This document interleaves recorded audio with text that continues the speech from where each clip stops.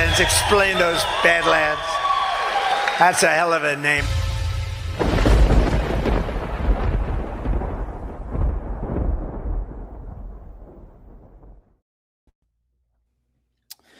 Good afternoon, everybody. Welcome to Breaking History here on Badlands Media. I'm your host, Gordon McCormick, the ghost of Base Patrick Henry. Today is February 11th, 2026. I am joined today by Colonel Towner Watkins. Colonel, it's great to see you. Thanks again for joining us. Yeah. Matt is traveling right now through Mexico. He streamed the show last week, joined us from Mexico.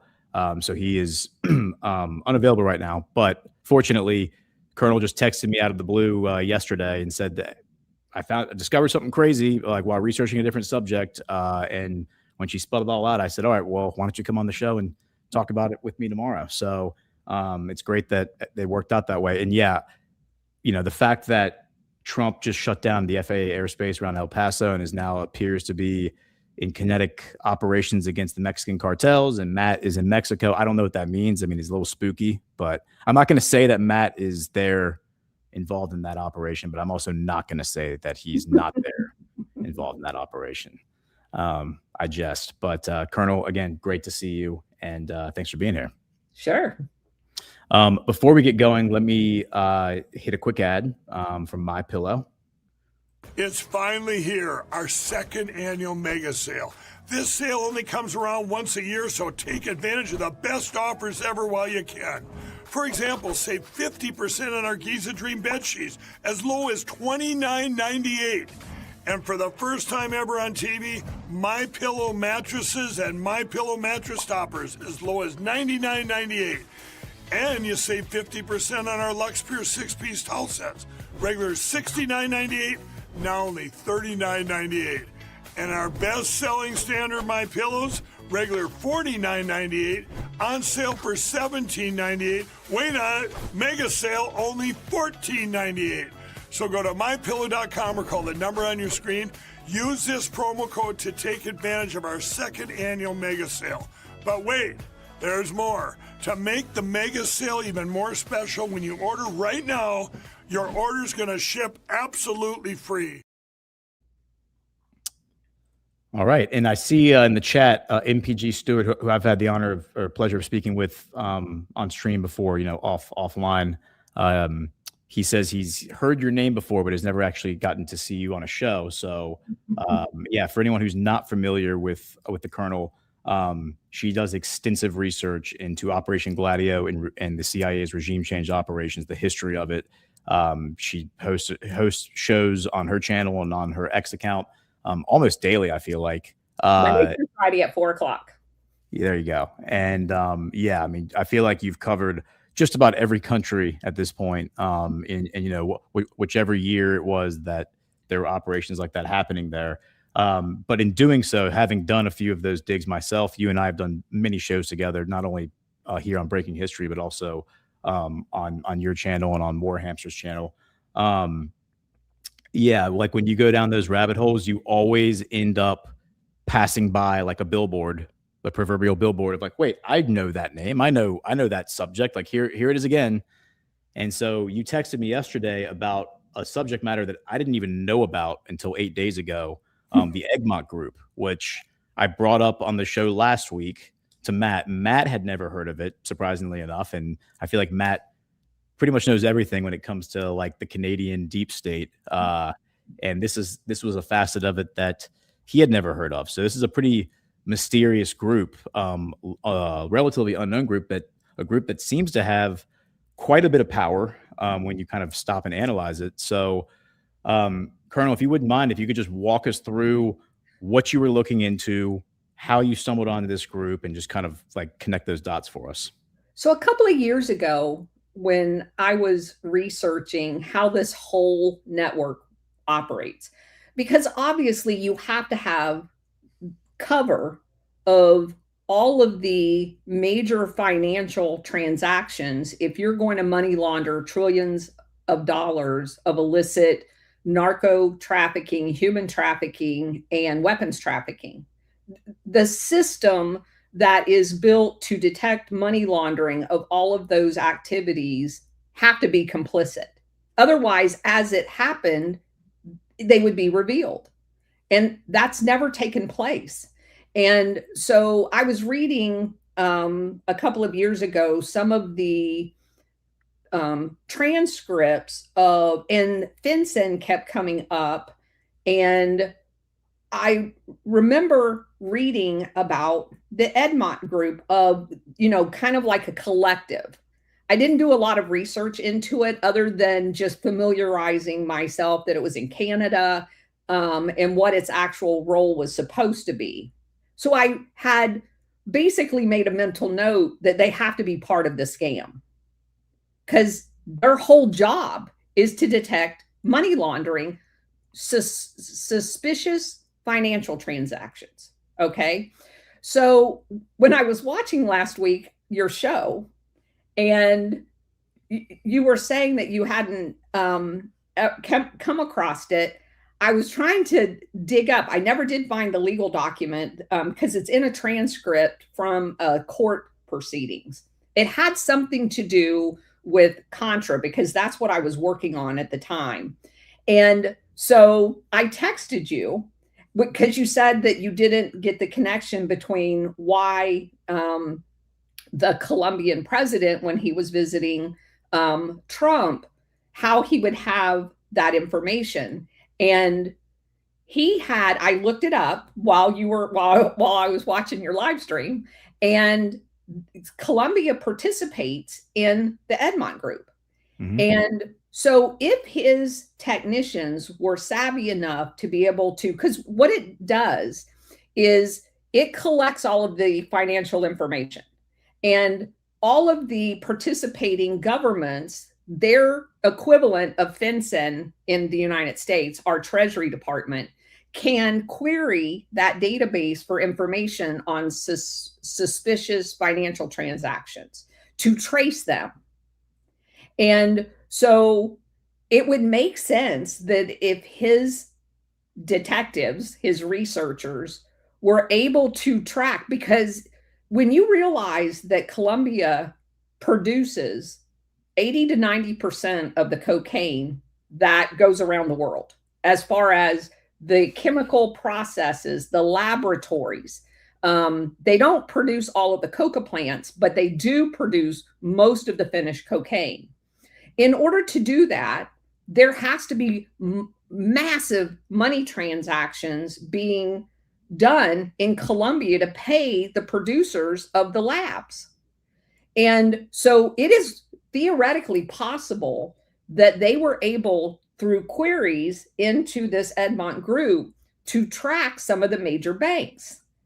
And when he made the comment about it collapsing the entire financial institutions, that is quite possible, because in the past, which I'll get to, the CIA created expendable front banks like BCCI and Nugent Hand and Capsule Bank to do a lot of their money laundering. They used the Vatican bank originally.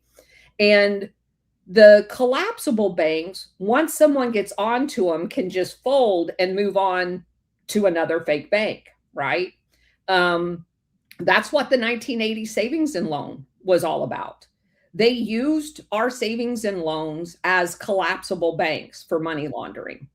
And so it is quite possible. I mean, it cost us over $200 billion at the end of the savings and loan debacle as taxpayers to bail all of that out. And that's just another money laundering event as well.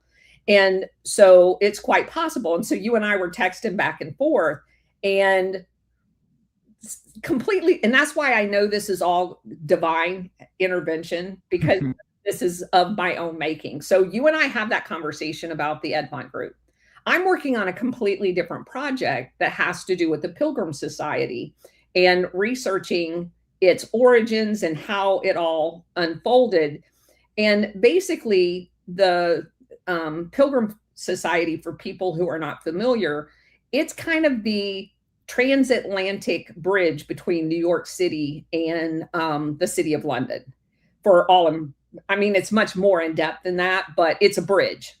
And you have the Council on Foreign Relations so there's a Pilgrim Society of Great Britain and there's a Pilgrim Society in America. And they have meetings, dinners, and all kinds of things.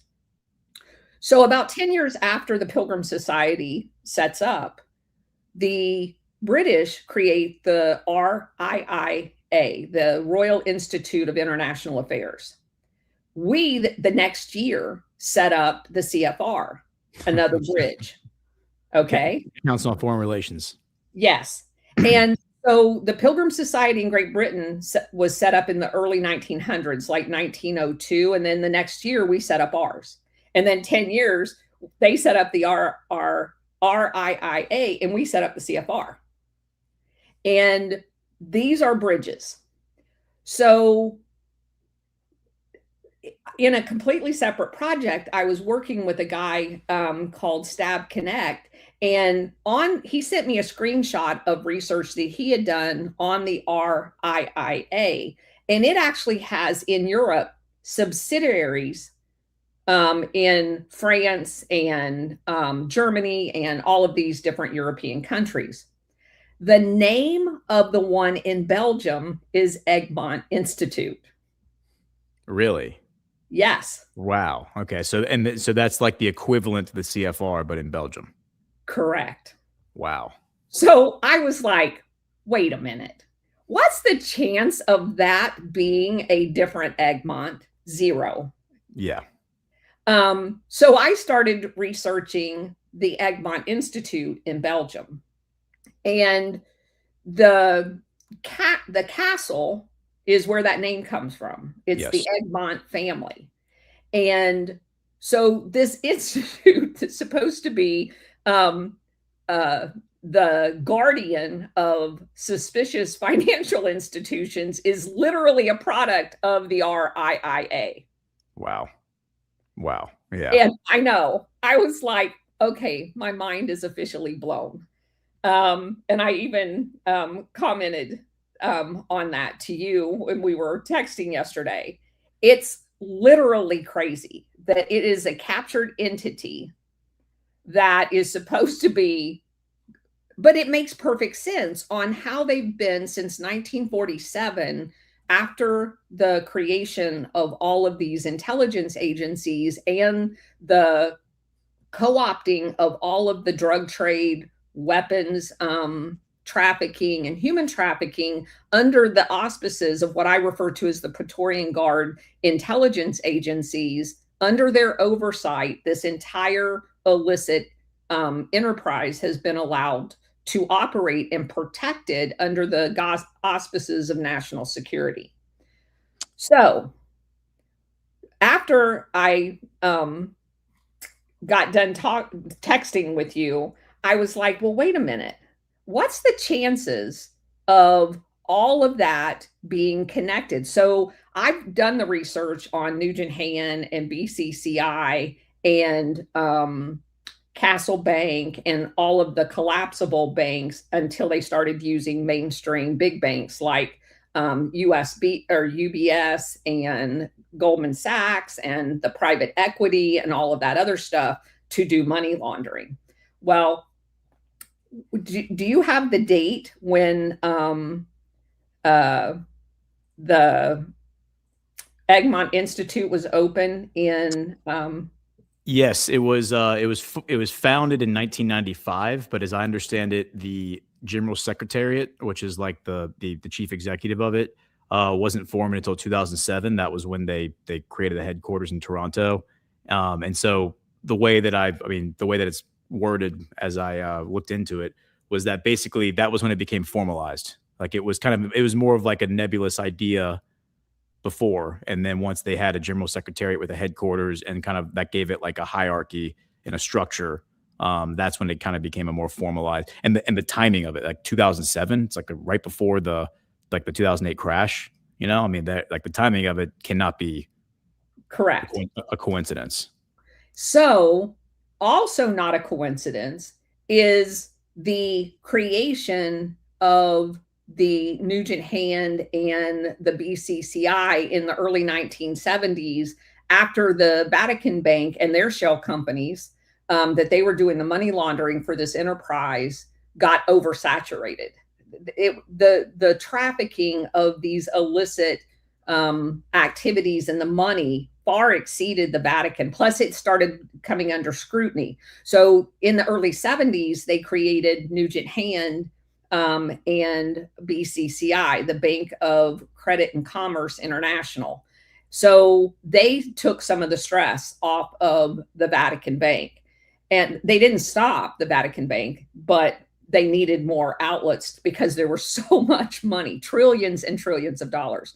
So BCCI, within a very short period of time, becomes the 7th largest bank in the world. All they do is money launder. That's literally their function. Were there actual banks? Yes. Were there actual regular people that banked there? Yes. But it was like less than 1% of their business. Their business was to launder all of this illicit funds. Kind of like that Silicon Valley Bank that collapsed in 2022, where it's like all the elites kept their money there, right? It's like they said Oprah Winfrey had like, I want to say it was like 600 million, but it was some crazy number, like cash sitting in a bank. And it's like, wait a minute, you don't keep that amount of money just sitting in a bank account. No. So there was a lot of scrutiny on Nugent Hand. It collapses. And in the early 1990s, BCCI gets exposed in a court case that happened in Florida for money laundering. And they're not even supposed to be in the United States. They had illegally bought 4 banks in the United States. And so as the BCCI bank is collapsing, all at once, you have this Egmont Group that starts its function of monitoring. Also very, very important and not coincidental is in the 1980s, you have the Inslaw affair, where the guy, Mr. Hamilton, had created the Promise software. And that Promise software, in addition to a whole bunch of things, was supposed to be able to detect money laundering. Well, what happened? The DOJ stole his software. They're in litigation for about 10 years. And the CIA and Mossad had created backdoors to the Promise software. And this, right after the last legal hurdle for the DOJ to completely collapse the Inslaw affair and rule against him, even though it was more than documented that his software had been stolen, this Egmont Group pops up like out of nowhere.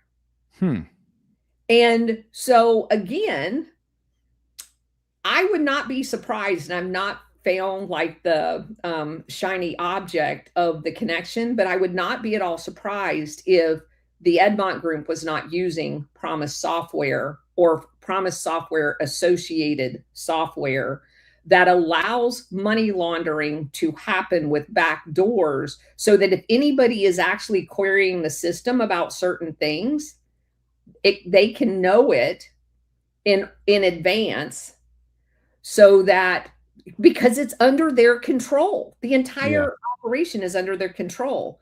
So that would explain potentially the situation with Petro and Colombia, because according to the sanction paper that the sanctions that the Treasury Department put out, Gustavo Petro basically took intel off of their server. That's basically what Egmont is. It's basically just like a central server that all these different financial intelligence units that are in each country can access, and they can kind of like put their own data on there and pull data off.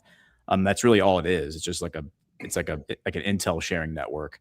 And so the allegation is that Petro took intel off of that and then shared it improperly, like through improper channels. Correct. Whatever.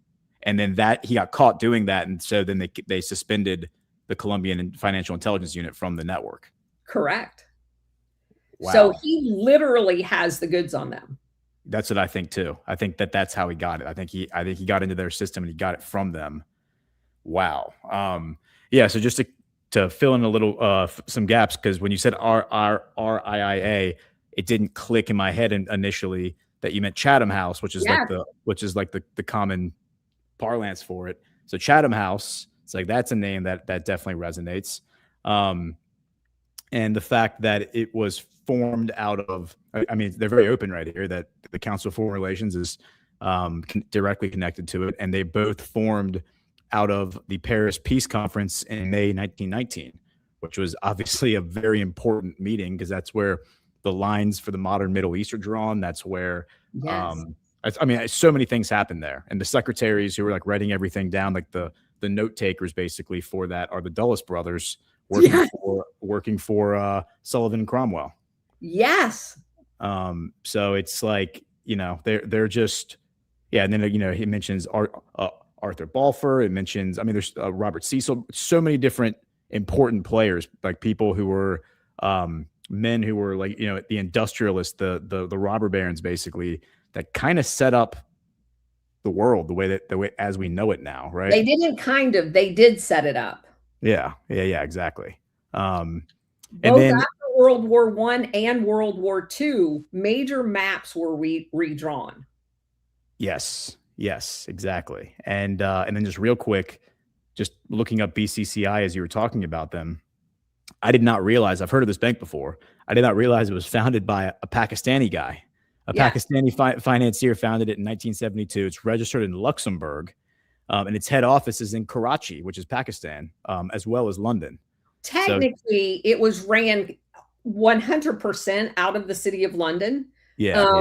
They used a Pakistani. This guy was originally from India. And then when you had the separation of Pakistan from India, he and his family moved to, and he had a very small bank. Do you know where the money came from to set that actual bank up? Where did it come from? Saudi and UAE. Really? That's interesting. That's really interesting. And then there's a quote here from March 2023. The United States acting comptroller of the currency, Michael Sue, stated that, quote, there are strong parallels between FTX and the Bank of Credit and Commerce International, BCCI, better known as in banking regulatory circles as BCCI, which failed in 1991 and led to significant changes in how global banks are supervised. By the Egmont. Yeah, that is very, very interesting. Yeah, and it says right here, the owner of it, 77%, was Sheikh Zayed bin Sultan Al Nahyan. This is MBZ's father. Yes. So Mohammed bin Zayed, the current president of the UAE, this is his father. He's the one who's the owner of that bank. That is wild. Wow. It's all connected. Yeah, that's crazy. And so you see this rise and fall of these different throughout post-World War II of these nefarious banking institutions. It makes one huge infrastructure with just different faces on it. Yes.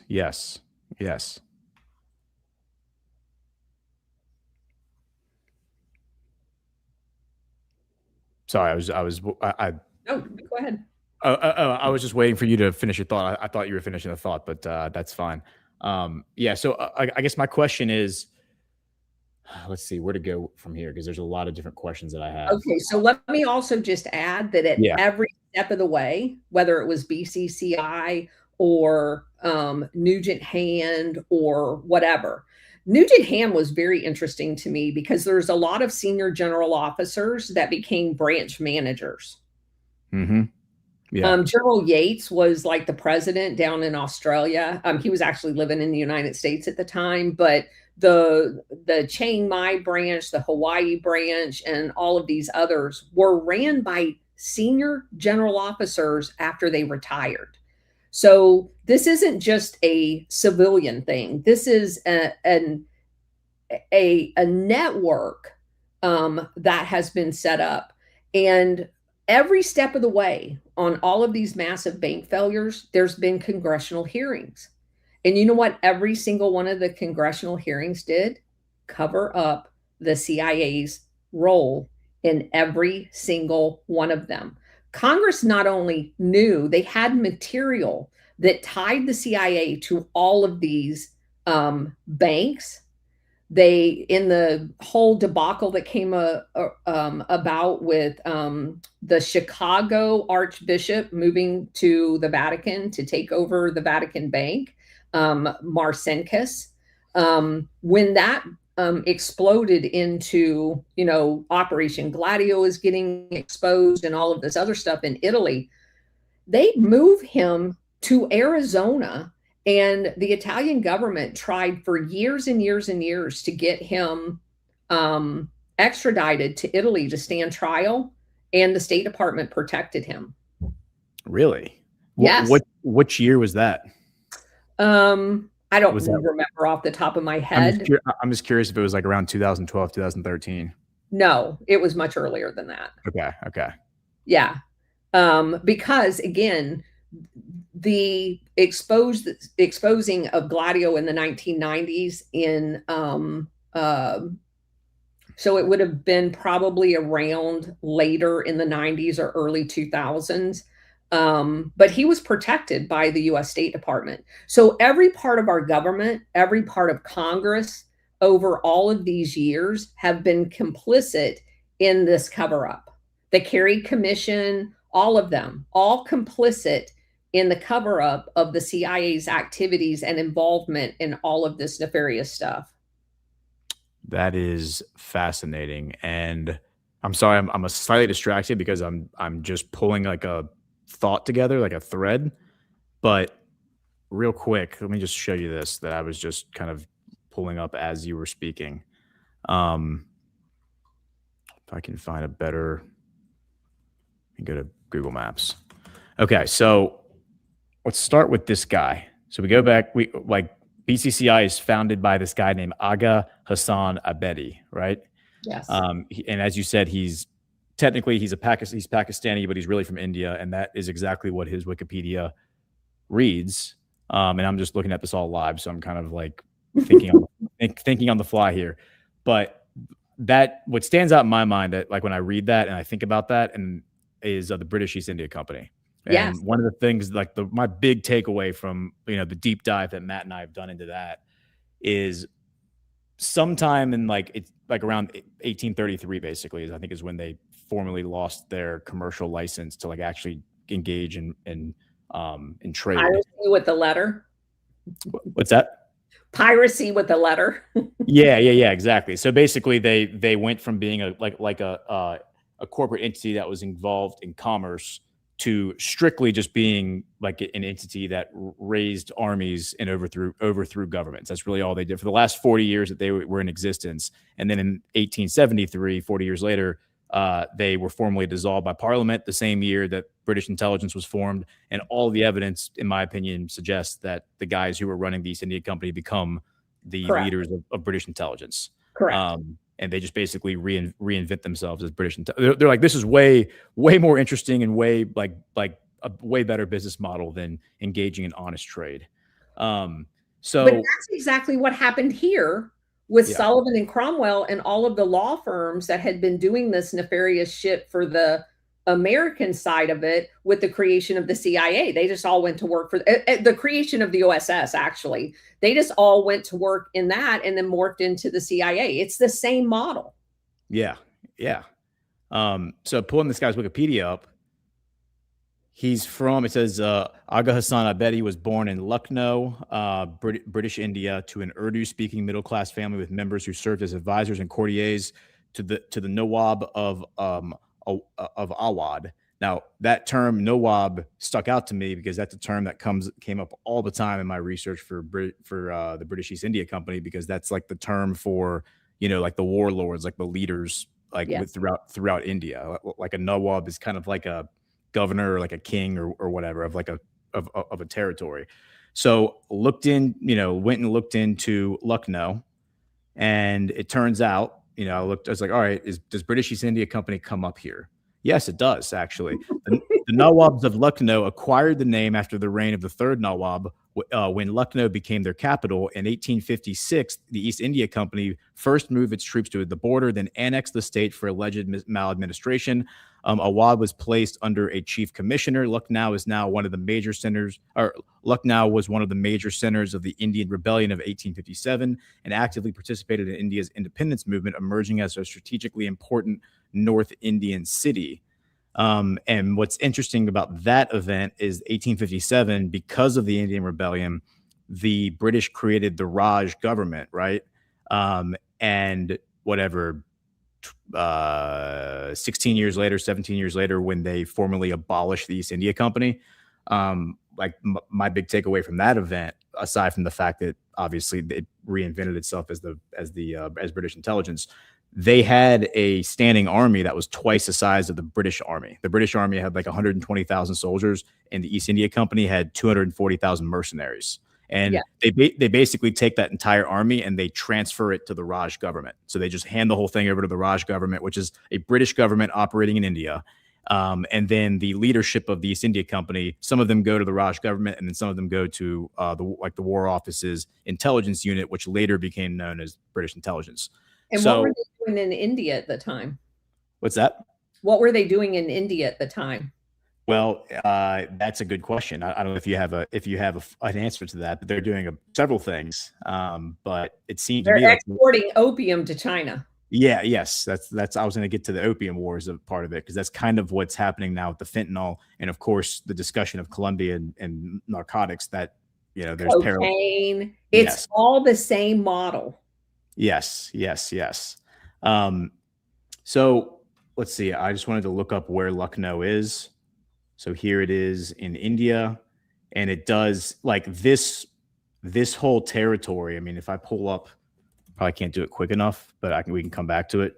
But if I pull up the mind map where I have all those maps that I pulled from the East India Company and their time there, this territory up at the top, with Bengal becoming a really, really important part. Like that's kind of like their main base of operations. And then this river that runs all the way up to basically to Kashmir and Jammu and Kashmir. This is like their corridor of operations in northern India. And so the fact that this place is right here, like right on that river, like the river valley. I mean, this guy was probably this guy that they had set up, BCCI, had to be connected to the descendants of the East India Company. Yes. Interesting. It's crazy, isn't it? Yeah. And so like these are the weird coincidences. Like as you do this kind of research and you go down one rabbit hole and then you go down another rabbit hole, and when you get to the end of the rabbit hole, it's like, oh, the two rabbit holes actually connect once you go deep enough. It's all a maze. Yeah. And they just don't want us to find the end. And speaking of the Boxer Wars, where India is exporting all of that opium to the warlords in China, one of which is Chiang Kai-shek. And you fast forward to World War II, and you have Paul Helliwell and Stilwell and all of those people that are in the military as well as the OSS, like literally military people in the OSS. They're watching Chiang Kai-shek fund his war with a sale of opium from originally India.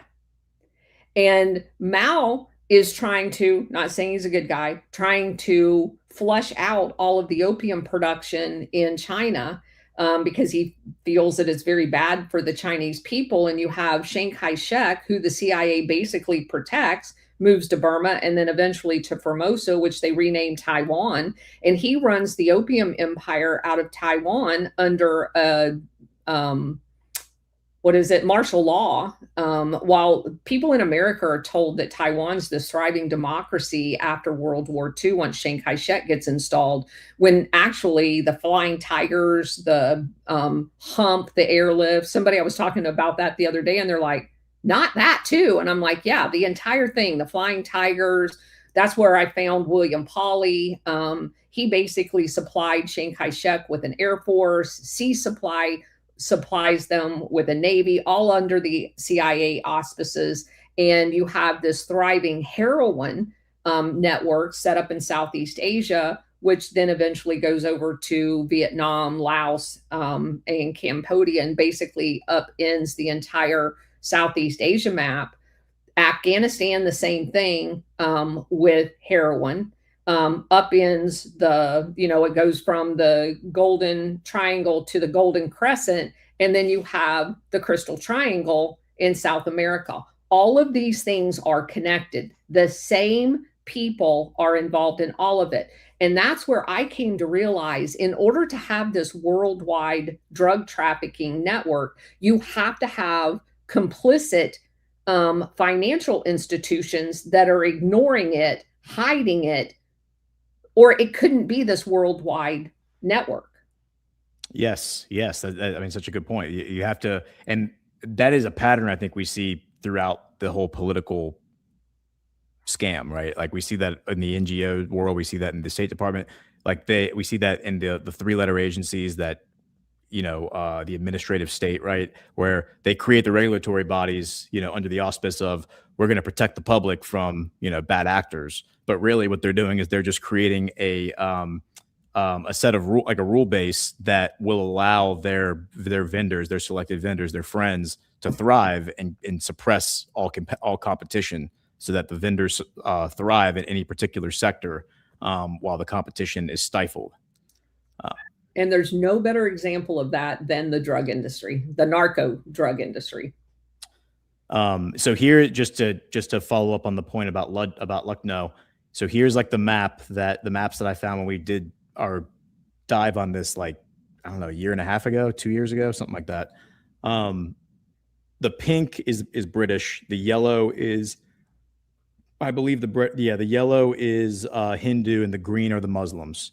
So Lucknow is in the Muslim territory. The pink, of course, is the British. So they come up to Bengal and they kind of operate up the Ganges River slowly. And so 1760 to 1800, they're moving up the river, but they encircle Lucknow. And Lucknow, like let's go all the way down to 1836. 1836, Lucknow is completely surrounded by British territory.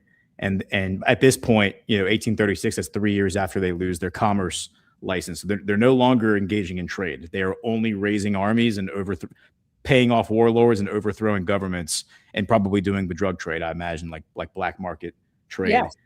And then here's 1856, where they take it over. So it's this Lucknow place that this guy's from, definitely part of the British East India Empire. That's crazy. Yep, that's wild. So unless you have more to add on that, I'd like to talk about Petro and just Colombia, like, and what's happening there, because that whole situation that I don't recall if you mentioned it just before the show or maybe on stream, but the largest you said the largest cocaine operations was the Cartel de Soles, the book that you're reading with CanCon and Ash. If you'd like to enlighten the audience on that. This piece of trash. Yeah, stolen elections. Written with CIA and a bunch of anonymous whistleblowers. So the part that we were just covering, they claim that Cartel de los Soles is the largest narco trafficking entity in the world. And then they use statistics. And let me see if I can find it real quick. They use statistics to prove their point, except if you actually do your own research and you realize the extent of the narco network, they're saying that the FARC, who the CIA has been attacking for decades, is the conduit into Venezuela of this massive amount of narcotics. And the statistics they provide is that it increased during the 2004 to 2007 timeframe from 50 metric tons of cocaine to 250 metric tons. During that same period of time, on an annual basis, there is 3,700 estimated metric tons of cocaine shipped around the world. So the problem with that is it's less than 7%. So I'm not sure how you become the world's largest narco network on less than 7% of the cocaine. Yeah, that's, and that tracks with like everything else I've seen written about the Cartel de los Soles, is that it all just seems very like the narrative is very contrived. It's like people like force this narrative down your throat, and it's like, but the data doesn't support anything that you're saying. So understanding the origins, and you've probably covered this, the actual term Cartel de los Soles was originally used by a reporter in a long time ago, decades ago, describing the network the CIA had set up in Venezuela using the National Guard, 2 senior generals who they were National Guardsmen. They controlled the entire Venezuelan National Guard. They instead of wearing stars, they wore the sun. So they were calling them Cartel of the Sun because the National Guard, under the control of the CIA, was drug trafficking.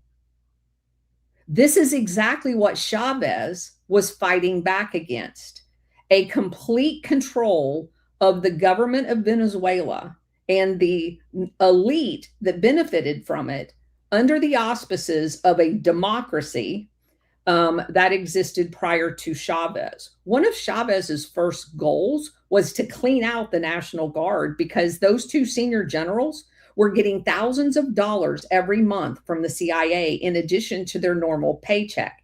And there is literally a 60-minute video that was produced back during this time frame, and I think it was Mike Wallace doing the reporting, that actually caught the CIA releasing a shipment worth $1 million of cocaine from the National Guard authority in Venezuela to Miami. So there's more than enough proof that the CIA, the National Guard generals that were running it, were on the payroll of the CIA shipping drugs into the United States. It was even talked about on 60 Minutes. And to believe that the Chavez revolution would allow the tenets of what had been controlled by the CIA to even exist is farcical. Number 2, they attributed all to the FARC. Now, if you understand Colombia, and I know you do, the decades of the CIA control of Colombia, there was a resistance fighter group called the FARC.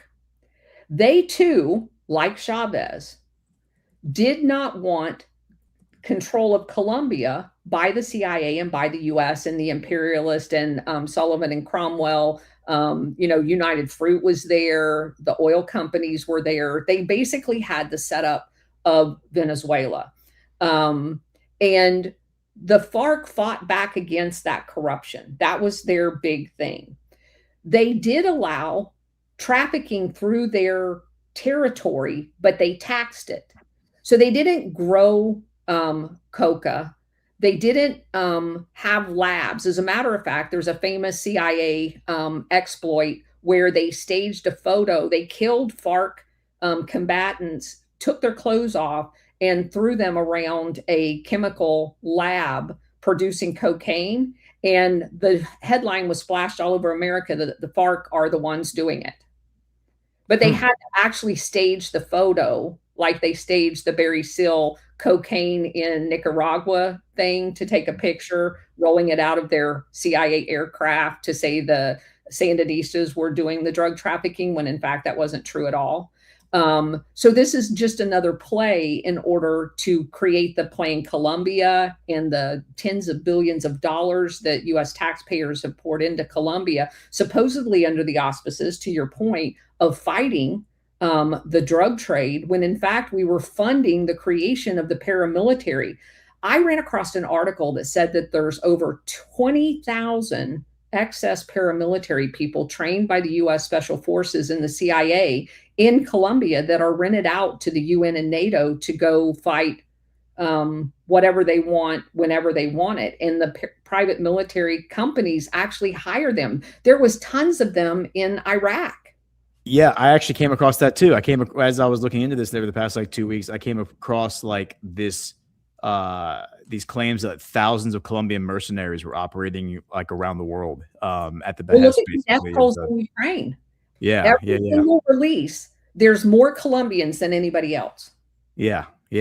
That's wild. And so that, I assume that's probably connected to like School of the Americas and that it's line of the thinking. remnants of that. I don't know if I ever shared this story with you. So obviously I've come across the School of Americas, and I think that was hilarious that Maduro said, I can't be a dictator. I haven't graduated from the School of Americas. Yeah, right. So because if you guys are unfamiliar, Operation Condor is the Latin American version of Operation Gladio in Europe. And all of the potential dictators the CIA installed after they overthrew governments from Brazil to Chile to wherever, they installed graduates of the School of Americas. And the School of Americas was discovered as teaching people how to kidnap, kill, and torture people. And they went to explosive schools in an abandoned World War II base in southern Texas. And so they were taught all of these skills on how to destabilize their own country, eventually overthrow, and then the CIA would pick one of them and install him in as a military dictator, and he would continue to kill his people. And also that U.S. corporations could do business in these countries because they had elected nationalists that wanted the U.S. out of their country. So that's kind of it in a nutshell. But the School of Americas, when it was exposed as training all of these vicious people, these assassins, was closed in Panama, but it didn't actually close. It was renamed and moved to Fort Benning. It's now called the Hemispheric something something School. So I decided this summer to go by Fort Benning. I actually visited the school. And do you know, as I'm walking in the door, Ghost, I reach for the handle and the door opens and out walks a Colombian major. So I talked to the staff member. I just wanted to say I'd been there. I wanted to see what it looked like because the old one had pictures of all of their graduates. That's gone now that it's been exposed for what it is, because most of them had ended up being dictators in Latin America. I'm walking out of the building, and it's a big, grand, old Southern-looking building with this wide staircase, and the first floor is actually like the ground floor that you walk into is actually above, so it has a basement to it. I'm walking down this big, grand staircase, and tucked over here are 4 guys in all black with Policia on their name tapes and the Colombian country. So they're actually still training their national police force at the Hemispheric School, which used to be the School of Americas. And the fact that all of my research, I meet 2 groups, 2 entities, and they're both from Colombia, and they're still training these people to do this nefarious garbage at Fort Benning. Wow. Yeah, that's wild. And it's, there's like the stories of us taking the Contras up to Arkansas, right, and training them and sending them back, and we trained the Tibetans in Colorado. Yeah, and the rebels that we sent into the Bay of Pigs, they may have been trained in Central America. Yeah, they were. I mean, they may have been trained in Central America, but we were the ones who trained them. Right? No. Well, they used Guatemala after we overthrew it and installed a dictator. But several of their training camps were actually here in America. Down in Immokalee, Florida, there's old abandoned air bases down there. They used a lot of them for training. They used an island off the west coast of Florida as one of their training bases. And do you know what else I found out? You remember the company Zapata Oil that Bush created? They got into a deal with mobile oil rigs.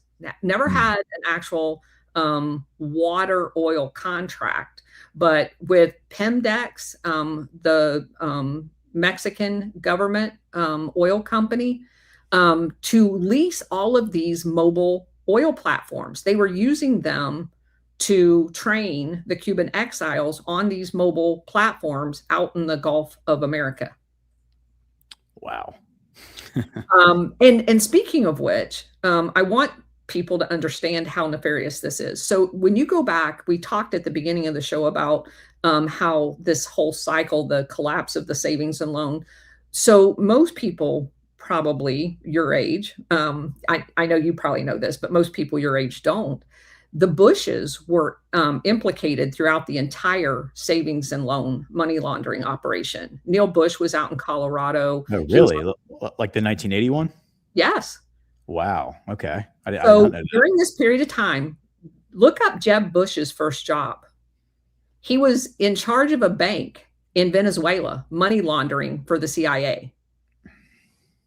Neil Bush was in Colorado at Silverado. He was on the board of directors. At the beginning of the Reagan administration, there was a whole bunch of banking laws that were passed. One of the laws allowed this thing called brokered deposits. The mafia controlled pension funds around the world, or around the United States. And CIA, who wanted to launder money, were allowed to deposit money under these brokered loans.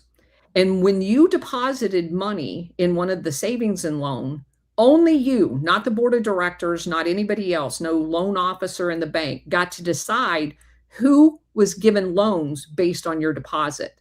So you had the mafia controlling pension funds, and they would deposit like tens of millions of dollars into the savings and loan. And then they got to be the dictator on who was given those loans. And you had a lot of the mafia people directly taking illicit funds, depositing them in these banks under this brokered loan deal, and then they would lend out the money. And you got to use fractional lending. So for every dollar that they deposited, you actually got to lend more money. And a lot of these loans, because they were issued with not collateral, never got paid back. That's the reason why at the end of the debacle, it cost the American taxpayers to bail these savings and loans out over $200 billion. The entire thing was used. So you have Neil Bush involved in it. You had the Houston was the center, the epicenter of this money laundering operation. You have Marcello, the guy that was, and Herman Beebe, all tied to the mafia. They were all involved in it. Huh. That's yeah. I mean, I'm looking at, here's Jeb Bush's Wikipedia, and you're right. It says early career in 1974, Bush went to work at in an entry-level position in the International Division of Texas Commerce Bank, which was founded by the family of James Baker. That's notable. Yes. And in November 1977, he was sent to Caracas, the capital of Venezuela, to open a new operation for the bank, where he served as branch manager and vice president. That was money laundering.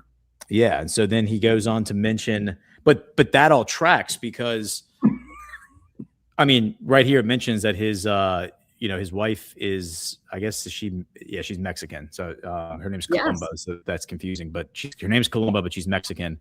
But that all tracks, because when I did my show weeks ago on Hugo Chavez, which I didn't know much about Hugo Chavez before that. Everything that I was coming across was that in the 1980s, there was collusion between the president of Colombia and the Bushes, and it was like the Bushes were they were villainized by Hugo Chavez and all of his friends as the reason that Venezuela was getting looted by these oligarchs, and that led to like the 1991 coup that failed. They got him thrown in prison. Until he ultimately became president in 1998. That would explain why George Bush, by the way, was like vehemently against Hugo Chavez. Correct. Man. And so, and that relationship right there kind of dictated just like American foreign policy for the next 25 years. Yes. Right? Because George Bush hates Hugo Chavez. George Bush creates Maria Corina Machado through USAID, who in 2002 gives Sumate, her NGO, the money, like the seed money to get started, the National Endowment for Democracy, and USAID gives her that money. And then he hosts her at the White House in 2005 as like the opposition leader to Hugo Chavez. And yes. here we are 20 years later, and they're still hoisting her up as like, look, she's still out there. We should go ahead and install her as president. It's wild. It's wild how all of these old connections come full circle. So one of the other guys that comes up in the article that I wrote this morning was Robert Sensei. Robert Sensei was one of the big guys in money laundering for this entire drug operation during the Contras. And what I found interesting is he was recently arrested with the DEA guy that had been the deputy director in charge of trying to find money laundering. So he was for the DEA, the guy that would have been working with FinCEN to track money laundering was just arrested. His assistant in it was Robert Sensei. Robert Sensei is part of the CIA, has been part of the CIA since the Iran-Contra. They were both just recently arrested. So I want people to understand that the guy working in the DEA, whose sole job it was to work with FinCEN and the Egmont Group to track drug money laundering, was arrested for money laundering. And when was that? It was just recently. And I did a whole show with Alpha on it. His name one more time. I just want to make sure I have him. Robert Sensei is the guy that dates back. It's SENSI. I did a whole show with Alpha because what you found, just to kind of tie all of this together, we were just talking about the city of Houston. So we talk about recognizing, huh? Okay. I'm sorry. I keep going. I'll share what I came across when so you finished. We talk about being able to recognize these networks. So the show that I did with Alpha about Robert Sensei and whoever the DEA guy was, because I really fixated on Robert Sensei. So I started researching. Robert Sensei lived in South Florida. So I started looking him up and what he owned and using SunBiz, our business registration thing, about who his registered agents were, what other entities he had. So I tracked him to a registered agent factory in Jacksonville, Florida. And all this thing does is for very questionable entities, but I found this pattern before, serves as a registered agent so for an address in Florida for very nefarious things. Their registered agent on file in Florida was in Houston.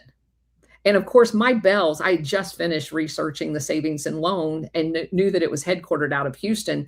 And I knew about the building that it was in. So I start looking at other entities in that same building, because the way the CIA operates is they will basically use a front company to rent or to buy a building. And then all of their different entities, front companies, will reside in that building. So there's a mailbox facility there. And wouldn't you know, I find two companies that are registered in Florida. So I go back to Florida and I find out that one of them has like 47 phone landlines tied to it and 78 email addresses. And I write the person's name down and I go to look at to find out who their relatives are. It's Robert Sensei's wife. No way. Yes. Jeez. And Houston is at the heart of all that. Yes. Okay. So, I now I'm tracking who this guy is. I have a few articles that I'm going to archive and dig into later. But as we were just speaking, I'm just kind of like pulling up stuff to see if there's connections. And so this Texas Commerce Bank, this is the bank that employs Jeb Bush to go down to Venezuela and set up that other bank that we just were talking about where he was doing money laundering. It was a Texas-based bank acquired by Chemical Banking Corporation of New York in May 1987. The acquisition of Texas Commerce Bank represented the largest interstate banking merger in the history of the time. At the time, with a purchase price of $1.2 billion, the bank held its headquarters in what is now the J.P. Morgan Chase building, formerly the Gulf Building in downtown Houston. What's interesting is that when you go further down this rabbit hole, you look at not chemical banking, but so Odessa, Texas is like so backing up to Texas Commerce Bank, there is right here. Odessa oil industrialist Bill Knoll. I don't know if that's a name that means anything to you. But at one time, Ken Lay of Enron was a director. So this Odessa, Texas seems like there's It's a big deal. Yeah, that like just looking at the Wikipedia, the cultural significance is it was the location for the that show Friday Night Lights, or that movie Friday Night Lights, the football movie. Mhm. But otherwise a relatively kind of a small town. And it says 1948, Odessa was also the home of First Lady Barbara Bush and the one-time home of former U.S. presidents George Bush, George H.W. and George W. Bush. Yep. Former President George H.W. Bush has been quoted as saying, at Odessa, we became Texans and proud of it. Says the history, Odessa was founded in 1881 as a water stop and cattle shipping point on the Texas and Pacific Railway. Odessa is said to have been named after Odessa in the Russian Empire, present-day Odessa, Ukraine. The settlement was named by Russian workers building the railroad in 1881 because the terrain reminded them of their homeland. The local shortgrass prairies resembled the steppes of the Russian Empire. That is a wild connection. That's a wild connection. And then you look at like the map where it is. I mean, it's nowhere near Houston, right? I mean, we're looking at it right here. It's nowhere near Houston. It's on the opposite side of the state. Correct. And yet the Bushes have a connection to it. Like big oil has a connection to it. Big banking has a connection to it. And it all seems to connect down to like the Colombia, Venezuela money laundering stuff. Do you know how big of a connection? If you go very far outside of Odessa, you're going to find all kinds of ranches that had converted airstrips. What were they doing with those airstrips? They were flying drugs in. Yeah, and probably guys to like narcos, like train them, like those guys. Yes, they had terrorist training camps. They had there was a lady in Florida. I read that in the Mafia, CIA, and George Bush. There was a lady in Florida that owned a mammoth ranch out there. They had built, according to her, she didn't even know what was done on the backside. Excuse me, on the backside of her ranch, they had built airstrips and were landing drug planes there. That is wild.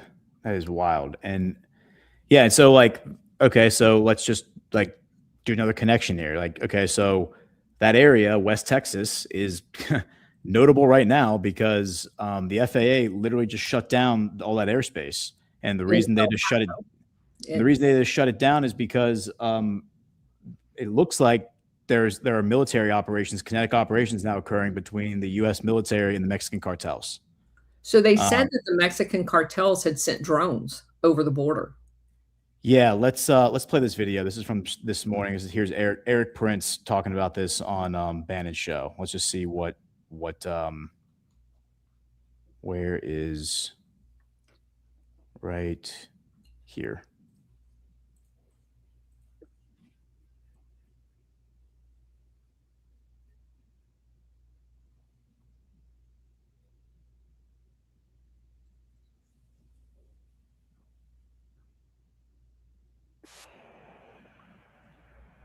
It's not playing.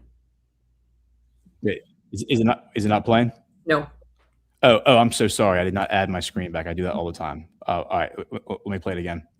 The FAA has just said that these drones, these militarized drones, did come into American airspace. Your thoughts, sir? The Department of War acted immediately, but your thoughts about this?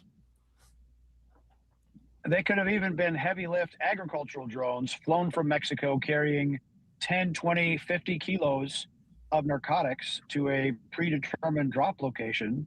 So whether they're carrying weapons or drugs, it is part of an ongoing mechanized invasion enabled by the Mexican government's inability to clamp down on the criminal activity. And so at some point, there has to be consequences. I'm not sure that the Mexican presidency is the fully witting and able counterparty, although I think she's better off than the predecessor. This will continue to be a problem. When you have to shut down airspace for a 1 million person city in America so that you can clear the skies with kinetic capability from the military, that is by definition an invasion and it must be dealt with. This is, to me, this is far worse than those weather balloons or whatever, the surveillance balloons that the Chinese were flying across U.S. airspace, and Biden didn't dare shoot them down. I'm glad the War Department shot these things down. The question is, how do they go after the sources? Now, there's some very good tech available, learned from the Ukraine war, to originate, to locate the controller, the person, the pilot that's controlling those drones at its origin.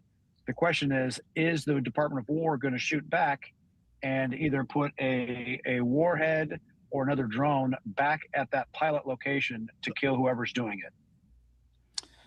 That's pretty wild. And the reason that that's wild is because of what we discussed last week, or what I discussed on my shows last week. It's hard to even track like what I'm talking about on different shows at this point, because so much stuff happens every single day that I feel like every single day is a new week. That's what I say. Yeah. But here are, like, on my show on Friday, for those who aren't familiar with my geopolitics show. And by the way, shout out to, is it the Steel Toed morning show who rated our stream, brought a couple hundred people over. So shout out to y'all. Welcome. If you're new, please hit the thumbs up and subscribe to the channel. But on Tuesdays and Fridays, I do a geopolitics show. And on Tuesday of last week, I covered the Petro-Trump meeting. And then but there wasn't really a lot of press on it. Like, they didn't really do anything. They didn't do any press conference. Gustavo Petro did a press conference on his own at Georgetown afterwards, but it was all in Spanish, and it was very hard to find. I couldn't find really anything on it in English media, like English speaking media. So I finally just went to the YouTube video of the Spanish version and just copy pasted the whole transcript into AI and just had it translate the whole thing into English, and then converted that into a PDF. And that's what you're looking at here. And so the notable thing is that Gustavo Petro straight up says, I talked to Trump about going after the bosses of bosses. He says, so how do we go after the capital of kingpins internationally? That, I think, is essential, along with capturing them, period. A political use of these instruments leads only to impunity for real drug trafficking. And he's referring to OFAC, which is the Office of Foreign Asset Control, which is the mechanism that the Treasury Department uses to sanction individuals. It's the mechanism that it used to sanction Petro, in retaliation for what he did with the Egmont Group, right? And so he's basically saying here that these, like what you and I are saying, these institutions like Egmont Group are used to create impunity for real drug traffickers. And so then down here he says, that's why the first thing I did when I became president was open the border. Today, $1.5 billion crosses it. And it could be much more. And what crosses it is fundamentally food. By contrast, what happened when the border was closed is that the main thing being traded between the two countries, he's referring to like the border with the United States, like the proverbial border. Like, we weren't, before he was president, we weren't engaging in trade with Colombia, I guess. He says the main thing being traded between the two countries was cocaine. That's irrational. Regarding the drug trafficking issue, which is part of your question, I repeated the same thing. One must go after the bosses. In the United States, there is a belief, even within intelligence services and politics, and the same in Colombia, that the bosses are those who walk around Colombia in uniform and with rifles, with the various aliases that you as a Colombian journalist know.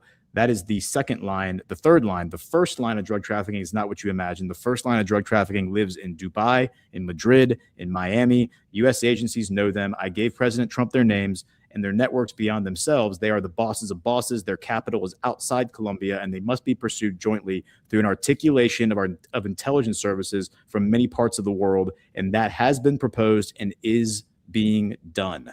And then he goes on to explain, that is why on Sunday, what happened, it was only 2 days ago, we, with Colombian naval intelligence and DEA intelligence, combining them, captured a submarine near the Azores with 10 tons of cocaine inside. No one died.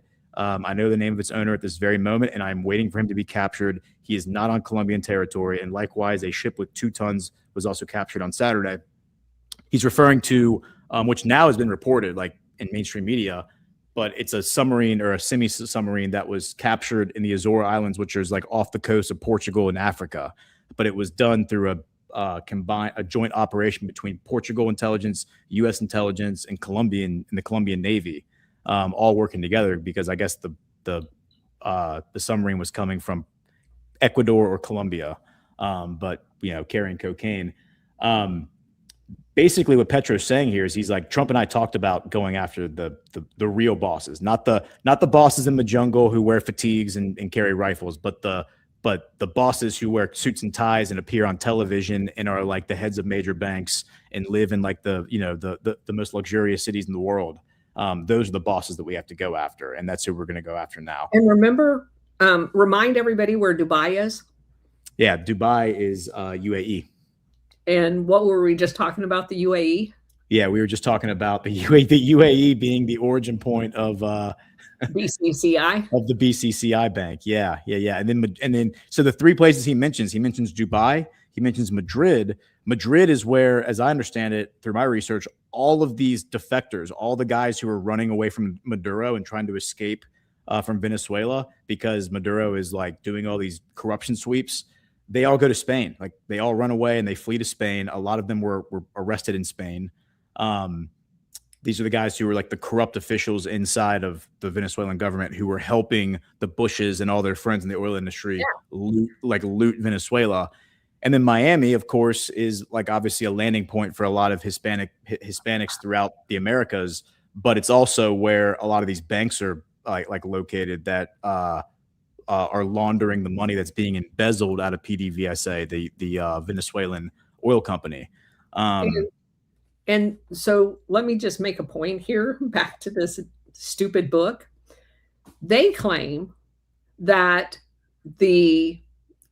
literally the guy they're using as a major source that was just arrested from Madrid and extradited to the United States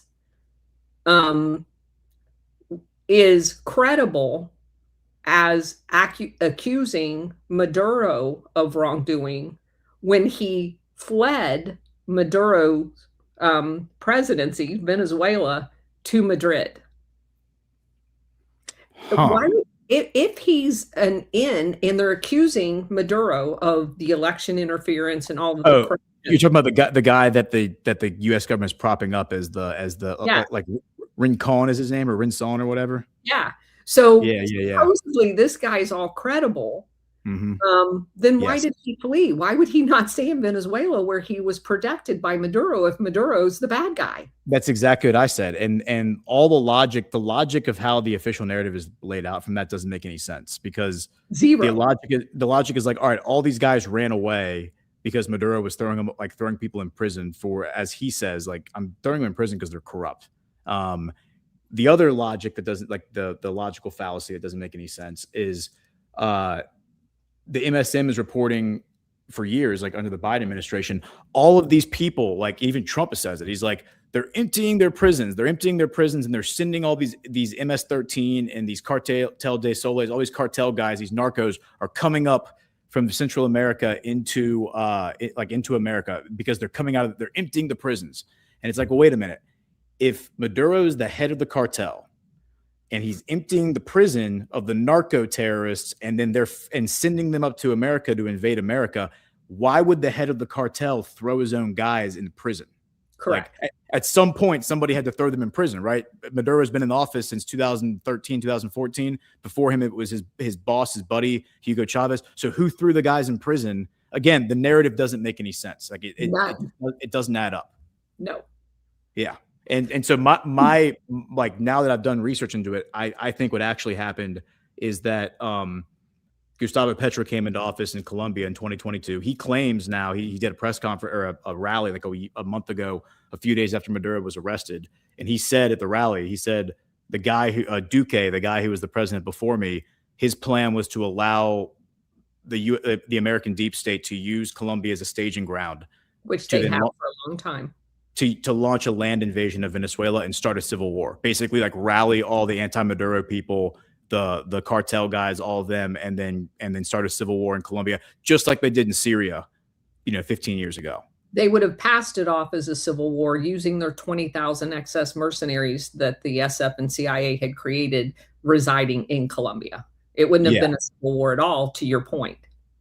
And what he says in this press conference he did last week, and I've heard him say it before, I've heard it alleged before, and it does seem like it's probably true. I've seen enough source in the or reporting in the Colombian media that it seems like it might be true. He says that in the 4 years he's been president, he has seized more cocaine than any government in history. He's arrested more cartel operatives than any government in history, and he has extradited more cartel operatives to the United States than any government in history. So I think what happened is he came into office in 2022 and he started going to war with the cartels and drove them out of Colombia, and they went north, and he says they went south to Ecuador, but they also probably went north. And that's probably what drove them like out of South America. It wasn't the prisons being released. It was the fact that the reporting that I'm seeing from 2022 and 2023 is that he was dropping bombs on their heads, and he was literally like in a military campaign against the Gulf Clan, which is at the time the largest cocaine cartel operating in Colombia. So that was fascinating to me to figure out. There's also this part of his press conference, and this is where it kind of ties in. Well, before I read this part, it's probably worth noting that he held another press conference yesterday where he claims that there was an assassination attempt on his life yesterday, that he was landing he was flying home in a helicopter, and right here.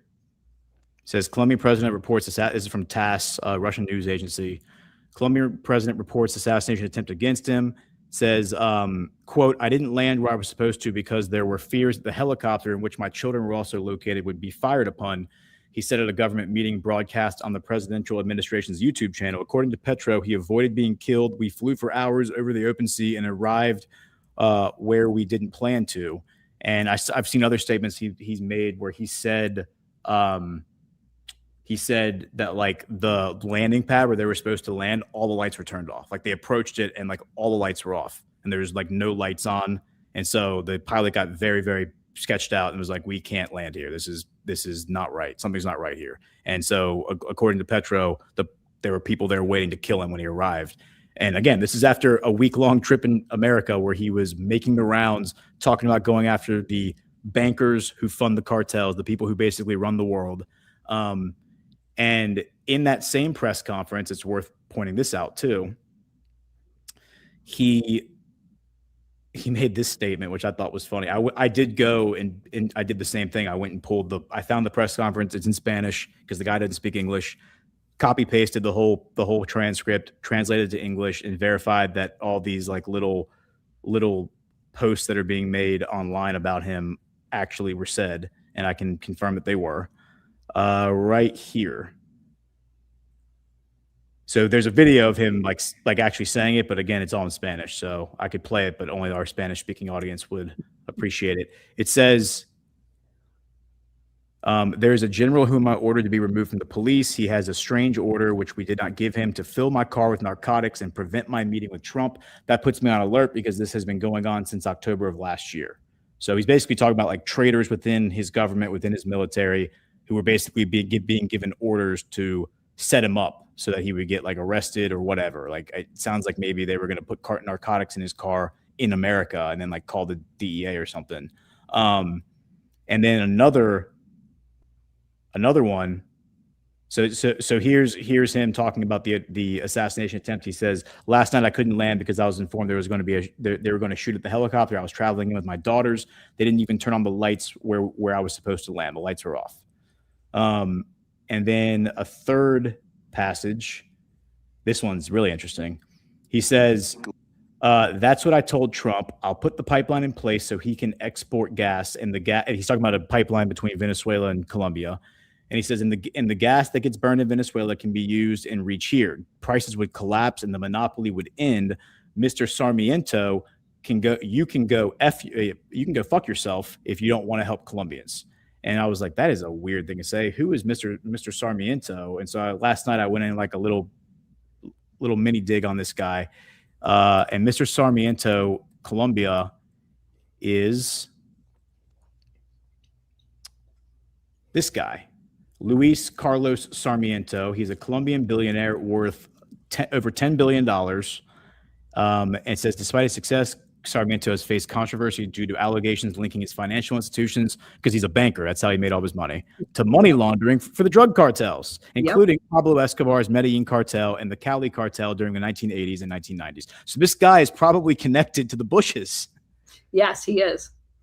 That is like, I mean, it's mind blowing. It's mind blowing.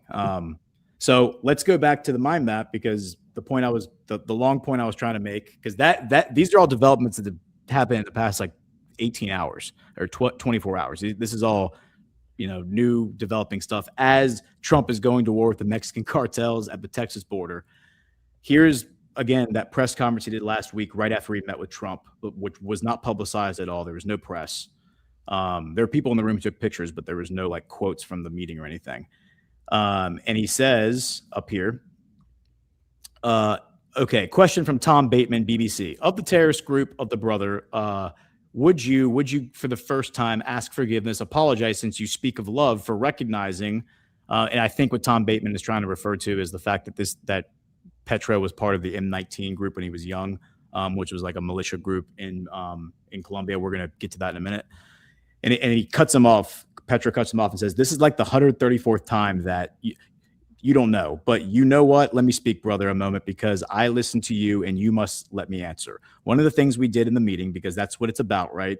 Who killed Jorge Aliciar Gaitan? No. Who killed 6,000 members of the Patriotic Union? No. Who killed Carlos Pizarro? No. Who tortured me in jail? Apparently he got tortured in jail, Petro.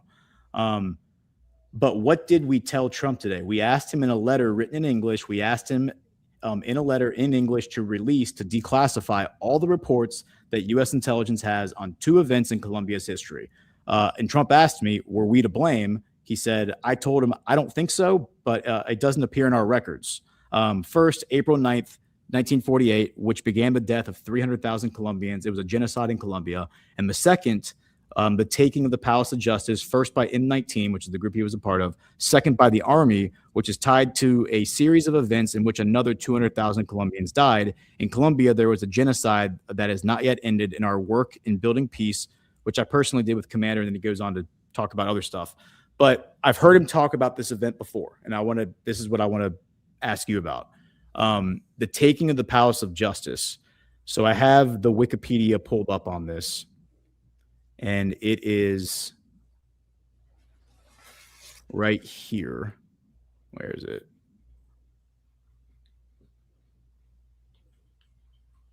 Here it is.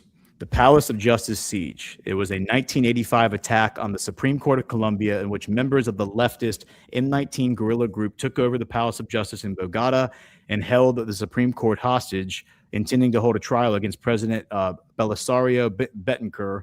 The guerrilla group called themselves the Ivan Moreno Ospina Company after an M19 commander who had been killed by the Colombian military in August of 1985. Hours later, after a military raid, the incident had left almost half of the 25 Supreme Court justices dead. Luis Ontero was in charge of directing the military aspects of the siege. So I've looked into this a little bit, but not deeply. I'm still kind of like getting my bearings on it. But from what I can gather, the guys who were involved in this, the M19 guys who were involved in this, have admitted some culpability, that they made some mistakes. But what Petro has said about it publicly, obviously he was arrested. He says he was tortured in jail. He says that his belief is that the whole thing was basically a psyact. It was like a psyop, with the ultimate goal by the powers that be to hand the control of the Colombian government over to the cartels. That was like the whole point of it. And it sounds like maybe M19 got baited into doing something that they didn't understand was happening. I'm not exactly sure. He's asking Trump to declassify everything related to this event so the public can know for certain. And Trump even asked him, were we involved in that? Was it us? And he says, I don't know. Release the documents and we'll find out. But again, 1985 is a very, very interesting year because that's that's like Iran-Contra, right? Iran-Contra is happening. You have all the narco stuff happening in Central America. You have Pablo Escobar, Medellin, the Medellin cartels.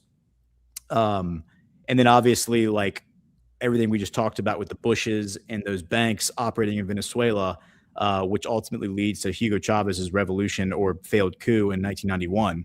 So, again, still getting my bearings on the situation, but based on what Petro has said and, you know, his pattern of behavior and the things that he's willing to say publicly and the fact that they're allegedly trying to kill him, it does seem like he's probably speaking some level of truth when he talks about, you know, the CIA trying to handing over control of the Colombian government to the cartels.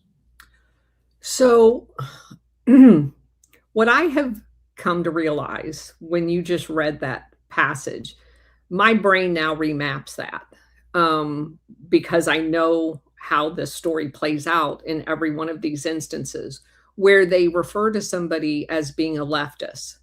What they are talking about is a peasant class of people fighting back against the control of their government by the CIA and the international syndicate.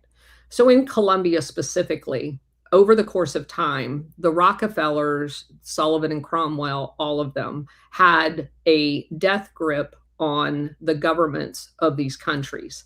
And the US military, knowingly or unknowingly, and the CIA was in there and had control of their national police, their all of their infrastructure. The way they orchestrate this is Sullivan and Cromwell and other entities in the United States would go in and create basically a fake elitist class. So through corrupt land deals, they would go in and confiscate peasants' farms. And they end up with these large ranches, palatial places. And they enslave the population to work for this narco elite, as I call it. And they control the government, they control the military, they're funding all of it. This is during the massive amounts of foreign aid that we were pumping into Colombia at the time to create this infrastructure of control. And any group that fought back against this invasion of their country was called guerrillas. And names are very important because they call them, the people who actually live there and who have had their stuff stolen by this corruption, they call them insurgents. So then the military can justify, and the CIA, creating a counterinsurgency, which makes them look like the good guys. The name counterinsurgency gives you legitimacy. So you have to label people guerrillas or insurgents, just like what they did on January 6th, where they labeled an entire class of people insurrectionists. This is very important to understand. Labels matter, words matter. So the M19 was one of those resistant forces that collectively got together and said, we're not going to allow them to take our country.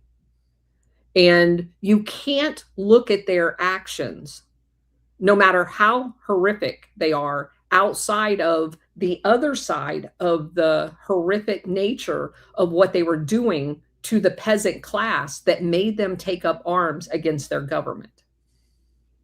And that's the whole big short story of the creation of the M19 peasants. They were not guerrillas, they were farmers. Yeah. They were victims of this oligarchical control of their country by intelligence agencies. And what they did with those people's land was plant them in coca plants. Yes. And then they made the peasants farm the land they used to own because they had no other work.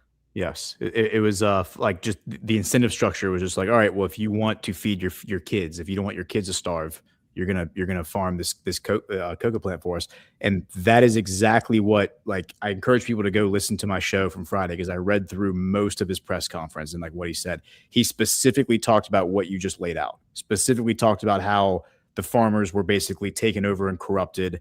And he said, you know, the approach by the DEA, the traditional approach, he's like, and we've made this mistake in Colombia for many, many years, that we thought this was the way to do it, is to go after the farmer, to go after the peasants, to go after the people who are growing the plants, to spray pesticides. He's like, for example, flying planes over the farms and just spraying pesticides or herbicides on the plants to kill them all. He's like, what we've actually learned in time is it doesn't kill the cocaine plant. It will kill everything else. It wipes out the ecosystem, but the cocoa plant survives. And actually it then develops immunity to the herbicide. So then it comes back even stronger. He said the only way to take out the cocoa plant, and we're doing this right now. He's like, we've removed 30,000 hectares of cocoa plant from our farms, is you have to pay the farmers to physically go in by hand and rip every single plant out by the root. Because if you don't get the root out, the plant will come back. Doesn't matter how much poison you put on it or how much you burn it or chop it up. It'll always come back, and it will come back stronger. So they're working on doing that. And then they come in and then they financially incentivize the farmers to instead grow chocolate, grow pineapple, grow coconut. But most of those farmers' lands, you're not talking about normal farmers. Most of those farmers' lands were confiscated. Yes, yes. And now they belong to billionaires. They belong to the billionaires. Yeah. Yes. So yes. I do not believe in any stretch of the imagination at this point in my research that the DEA didn't know that. Yeah, I would imagine that as well. And you can read lots of documentary evidence that the DEA specifically targeted farmers who were not compliant in their network. So if somebody decided, so for those of you who don't know, it is a traditional plant. Coca plant is a traditional medicinal plant. It goes back hundreds of years. Their beef with Evo Morales, who we just overthrew, was that he legalized the planting of coca plants, but only for the traditional, because the indigenous people in all of this area, this entire area, Peru, Colombia, cocoa plant had been a thing for hundreds of years, especially with the indigenous people. And they had sold tea made from coca leaves all over the world. And it was only after the invasion from the West and the chemicals originally sold by US corporations that they were able to convert this traditional medicinal coca plant into cocaine.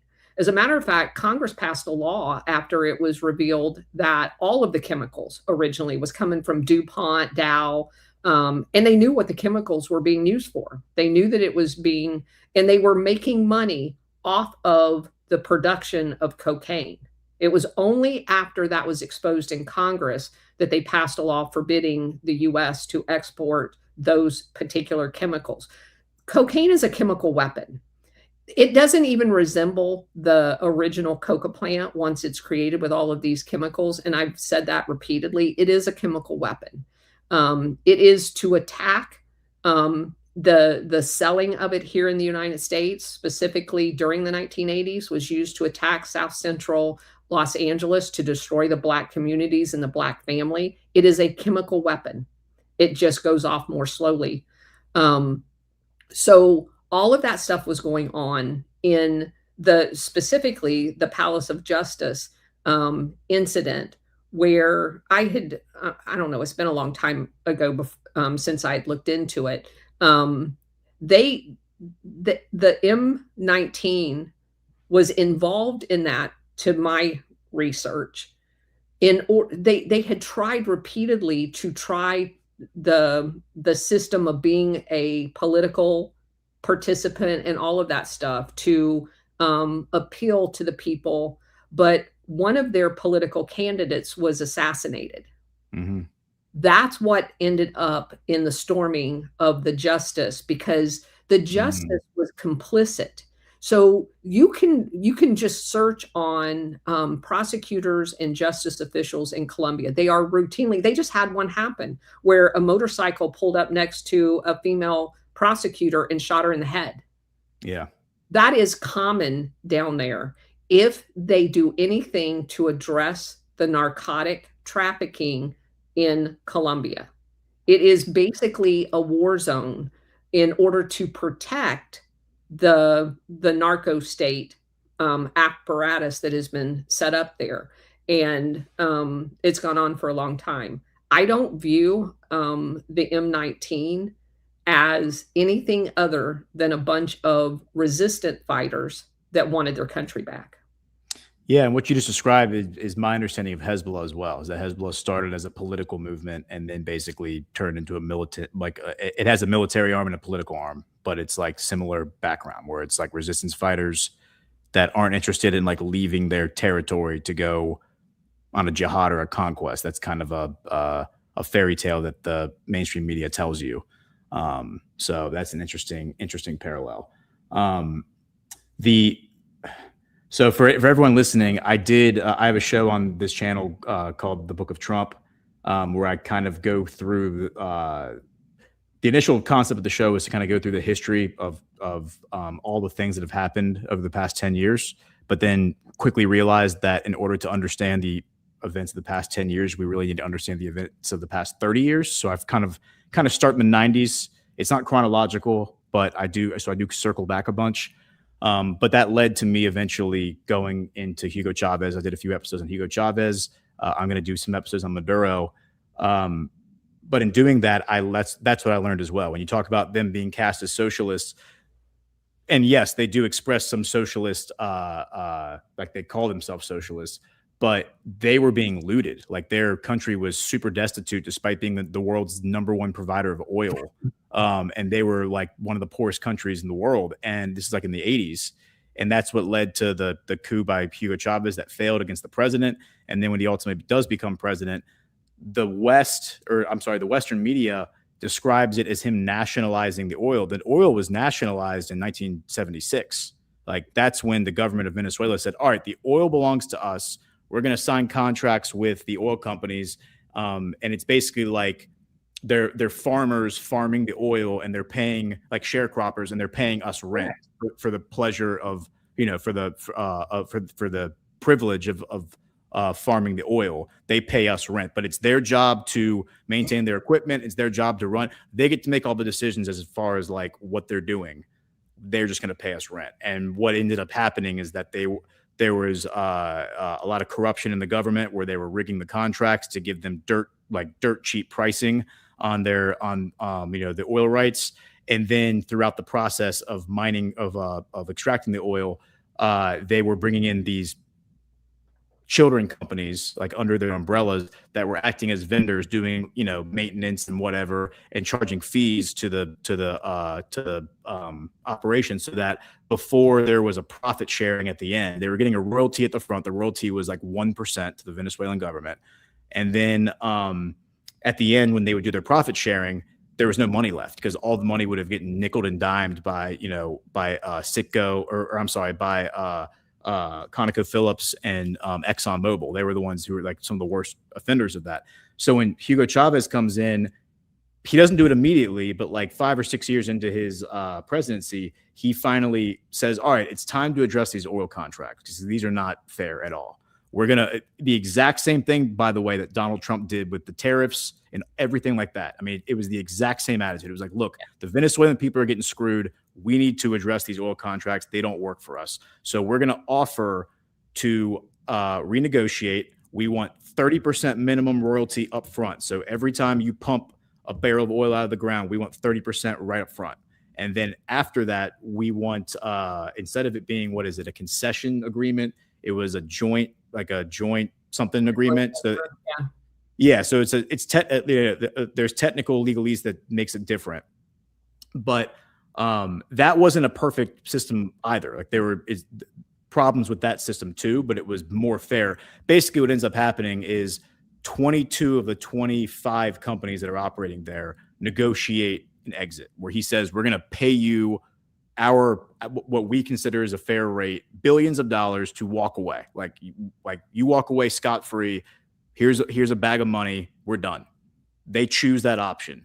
The two companies that one company does renegotiate, and that's Chevron, and they're still operating there today. And then two companies that say this is bullshit. We're not doing this, and that's ConocoPhillips and Exxon. Those are, by the way, the two companies that, or one of them at least, Trump says, Exxon, you're gone. You're not coming back to Venezuela, because they got too cute with their language saying that this government can't be trusted. ConocoPhillips got embarrassed by Trump during that meeting a few weeks ago when he had all the oil executives at the White House. I thought that was interesting. So we've been completely deceived on how this happened. He didn't nationalize the oil. He offered exit strategies for all the companies. Anyone who didn't want to renegotiate a fair market rate with the new government, he offered to buy them out and let them walk away scot-free with money in their hand. And 22 companies chose that option and walked away with hundreds of millions of dollars in their pocket. And the two companies that didn't, ExxonMobil and ConocoPhillips, two of the most powerful oil companies in the world, those are the ones who have who want retribution against Maduro and Chavez for doing that. By the way, that leads to that new system leads to a inpouring of wealth to the Venezuelan society, where Hugo Chavez sets up these banks. The banks then start lending money to small businesses. It creates a middle class. It produces so much money that he then turns around and takes money and invests it in the Argentinian economy, which is collapsing, builds up the middle class in Argentina. So there's so much money flowing through there that now, because they're not getting screwed over by the Bushes and their friends, that they're able to build up a middle class in South America. Now that gets undermined because we now know from these investigations that are now happening that Maduro was part of. He was spearheading some of them. Incredible kleptocracy that was happening from all these corrupt officials in the Venezuelan government, who were still taking advantage of the situation. They were still rigging contracts. They were still embezzling money and stealing money. Those people have been arrested. Many of them were arrested by the Trump DOJ during his first presidency. The Credit Suisse collapse that happened in 2023 is a direct result of the seizure of assets that belonged to the Venezuelan government, that money that had been embezzled by these people and then laundered through Miami banks into a Swiss bank account at Credit Suisse. And those assets were all seized, and then Credit Suisse collapses because of that.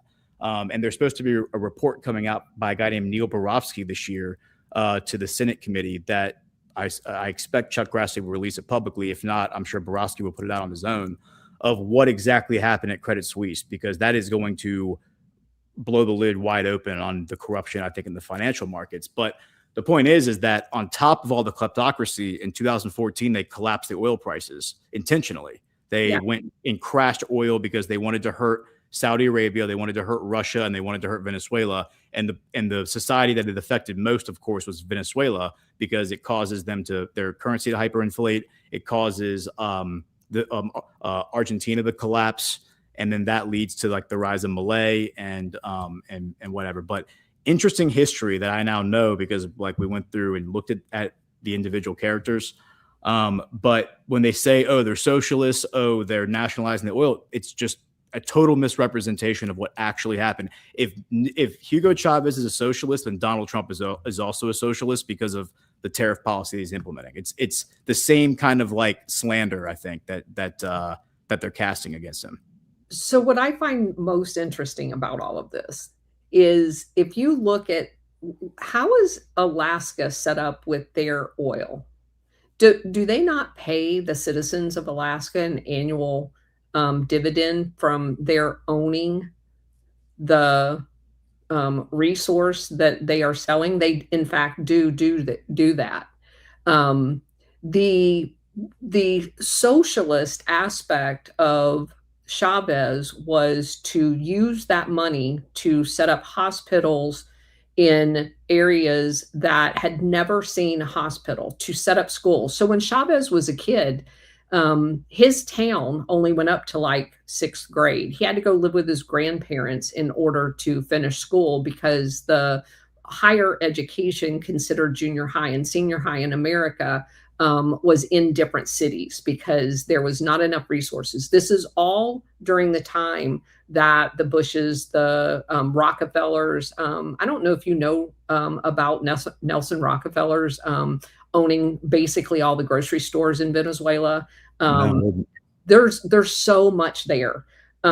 So they had monopolies on just about everything. And so if you look at what they are now labeling socialism, is education socialist? Providing education for the people? Well, then we're a socialist government. It's funny because my history professor 20 some years ago gave us a quiz at the beginning of the class. This guy was like from the Korean War. He's a Korean War vet. He was old battle axe. And he was like, do you believe in public education? And like basically everyone in the class said, yeah. And he said, okay, you're a communist then. It's like, sorry, but you are. He's like, I want all of you to go home tonight, call your parents and tell them that you are communist. And I want you to turn around and tell your parents that they're communist too. And tell them that I said that. And this was a very conservative school that I went to. So everyone was like horrified when he said all this. But it's true. It's true. It's 100% true. He's 100% right. So if you have basically a government monopoly over the hospital system in the United States, and they're advocating openly for Medicare for all in a quote unquote republic. If you look at Europe, and they have complete state-owned medical, they have complete state-owned education, but no one calls them a socialist country. The big thing that everybody used to say is that the Scandinavian countries were like socialism light. Mm-hmm. They just do it by extracting taxes from us, as opposed to the way other countries want to provide that same benefit using their natural resources. Yes. We also have federal land here in the United States that provide concessions to mining companies. What happens with that money? Does it not provide for the infrastructure and cost? So how is it that when someone else does it, it goes back to words, and words matter? When someone sets up a government that looks like our government, but we call it different labels.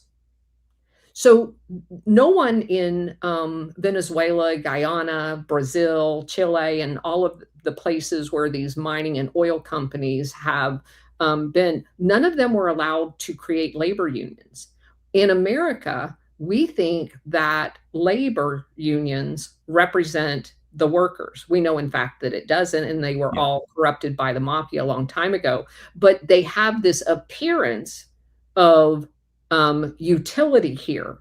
Well, any union effort throughout Latin America was infiltrated by the National Endowment for Democracy, and before that, USAID, and before that, the private armies of these oligarchs, and they were not allowed to form any type of union in Guatemala when they were trying to unionize the laborers, because they were getting like 87 cents a day for working on the banana farms for United Fruit.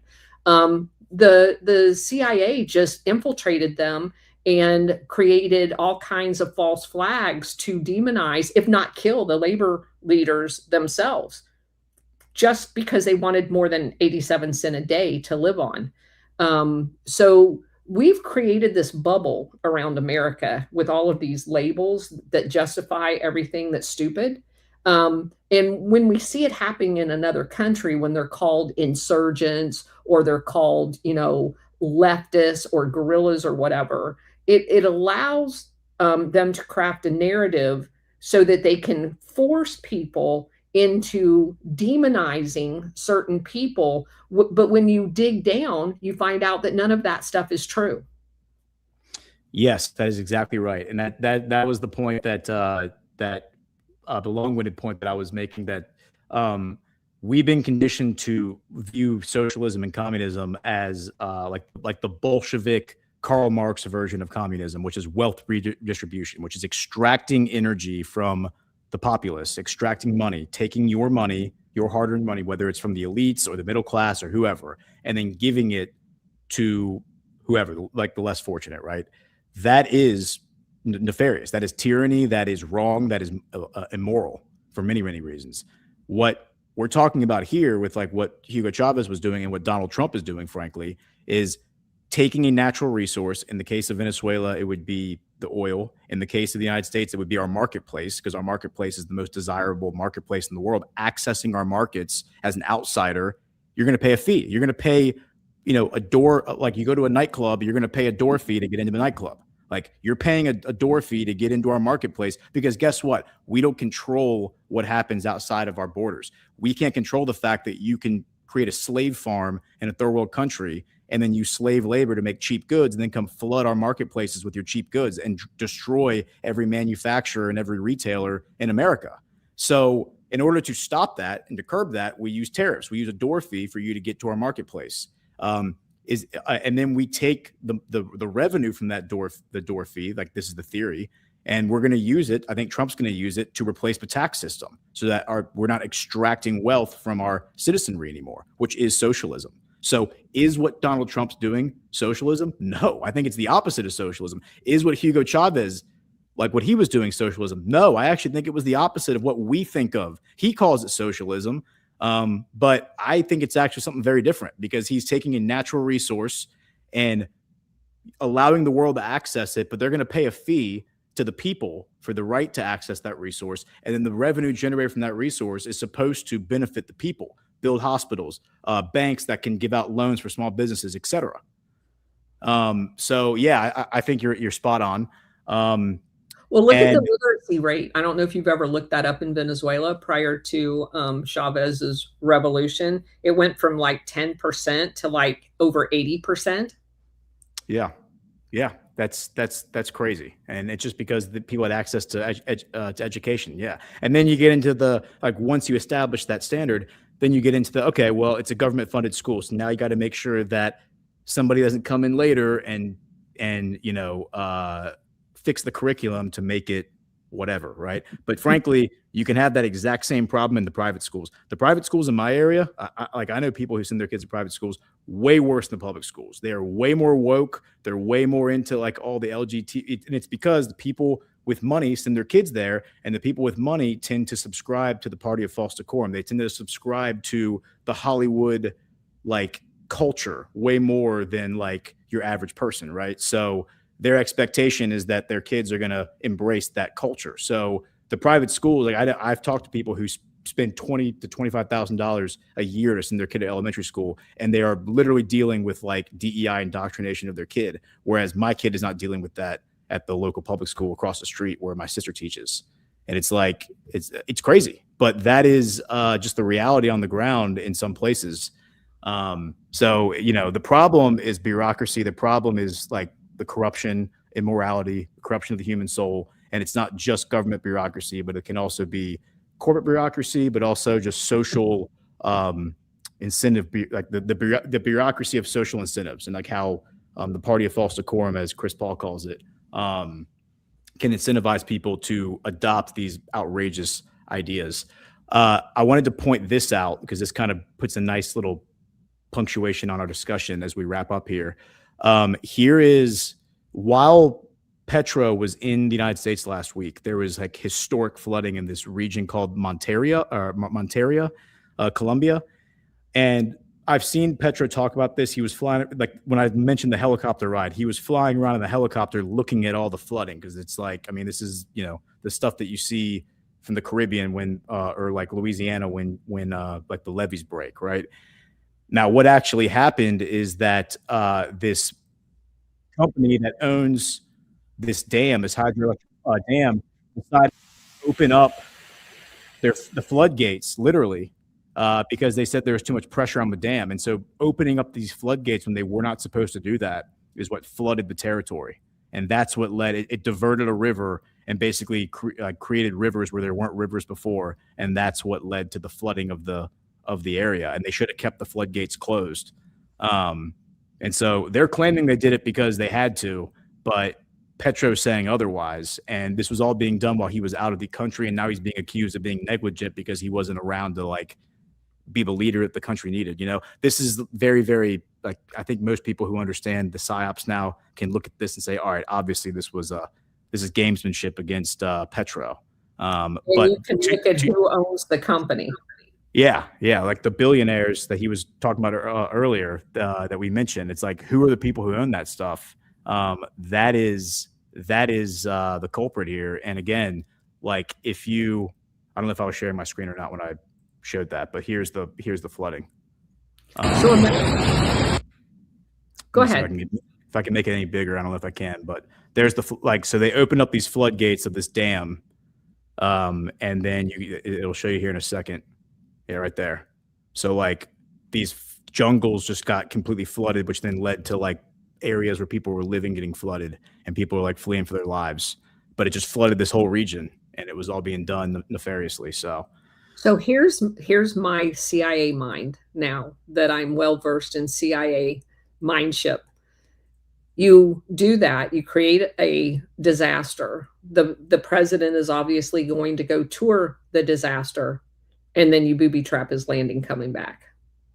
Ooh, yeah, there you go. So that's what he's accusing them of doing, right? He was out there on the helicopter, like touring the like surveying the damage, and then when he's landing, and then back, they're waiting for him when he comes back. They're waiting for him when he comes back. Yeah, that's exactly it. I've read this story way too many times. Well, Colonel, I really appreciate you joining us today.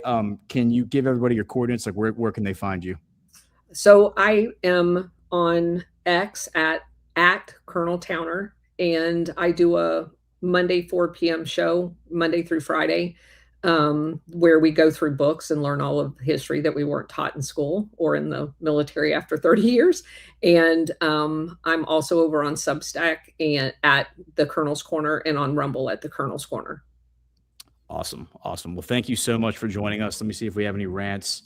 I'm going to play an ad on our way out the door. But thank you again. And we'll have to get you back on again when Matt's here so we can have a more substantive discussion about the financial system and all of this. But I'm very encouraged by the things I'm seeing. I'm seeing, Petro promising that him and Trump are going to go after the cartels. Now Trump and the Mexican cartels are having a fight. They're trying to assassinate Petro, which you don't want to see, but obviously he's kicked the hornet's nest. So that's just proof that he's pissing off the right people, in my opinion. I agree. Great. Well, everyone, please hit the thumbs up. Thanks for joining us today. I am going to be right now actually jumping into a bonus episode of Geopolitics with Ghosts. I'm going to be covering the Trump meeting with Netanyahu, which was supposed to be happening while we were doing the show. We'll see what's out there. So hit the thumbs up. Join me next on the next Badlands Media show. You'll find it on Rumble or on X. And everybody, please have a great day. The following ad is rated M for mature. Soft Disclosure wants you to get naked this Valentine's Day with limited edition his and her bundles that save you 20% off the individual retail prices. Proprietary oil infusions, grass-finished beef tallow, goat's milk from American goats, locally grown herbs and ingredients. Soft Disclosure is putting America First fruits on your skin. And for these sexy bundles, we've added an all-new boar's haired beard brush and a solid jade gua sha. And the reason I'm here is because Alpha doesn't know how to say these words. Gusha. His, hers. We need a moment to calm down. Don't hide your skin. Disclose it. Get naked this Valentine's Day with Soft Disclosure. Head over to softdisclosure.com and save 20% off individual retail prices with our his and hers customizable bundles and use promo code NAKED to save 15% off the rest of the site. These statements have not been evaluated by the FDA. Promo code does not apply to bundle discounts.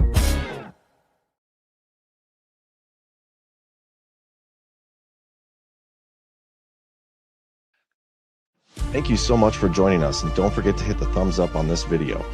And a special thank you to all of our advertising partners. Please remember to shift your dollars to support those businesses that support Badlands Media.